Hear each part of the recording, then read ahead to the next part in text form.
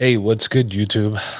I've had quite a day personally, but I've got a second to give you an update. And I'm going to give it to you and then get back to what I got to do. In the traditional markets, the S&P and the Dow Jones are up slightly. S&P just over 0.5%, Dow Jones just over 0.25%. Gold is down over 2.5%. 10-year Treasury up 10.9 basis points to 2.996%. The expected 50 basis point rate hike that will happen at the Fed meeting on Wednesday is seen as being baked in by most of the market. The Fed is expected to announce quantitative tightening for June, in which they'll roll off $95 million of assets, treasuries off of the balance sheet. Goldman Sachs chief economist says that the risk of recession has risen due to higher interest rates, rapid wage inflation, and slowing growth. Everyone is feeling the bear. Warren Buffett spent more this quarter than any time since 2008, as he's unfazed by inflation or global tensions, as he has said at the Berkshire Hathaway meeting.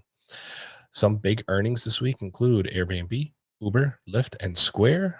On the Bitcoin front, Buffett again also he continued to slam Bitcoin, saying he wouldn't buy all the Bitcoin in the world for $25. No one is surprised or cares.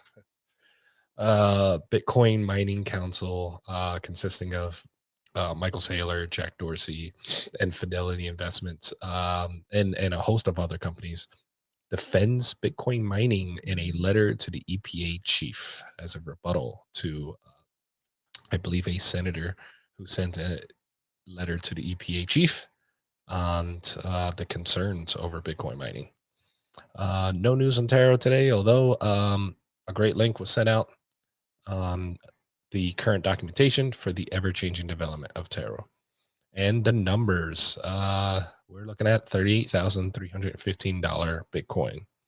The treasuries have went down slightly to 63.7 billion. That's, I believe, about a 3.3 billion, if I remember the last time we checked, difference. Nodes slightly down, I believe just a little bit to 15,729. Not a big drop. Hash rate over the last quarter, however, continues to grow, 203.4 exahashes per second. Let's take a look at the long and short ratio, and it looks fairly even, except for on FTX. There's a much more longs at 71%. So I'll just read you off the top three here. Binance, 46 point, keeps changing as I'm watching, 46.35%. FTX 71.91%, and BitGet 45.35%. And one of the things we actually care about here, the balance on exchanges. It looks like in the past 24 hours there has been over 1100 Bitcoin coming into Coinbase. Same thing for Binance coming in. And it appears that 1300, 1600 left Bitfinex and Gemini.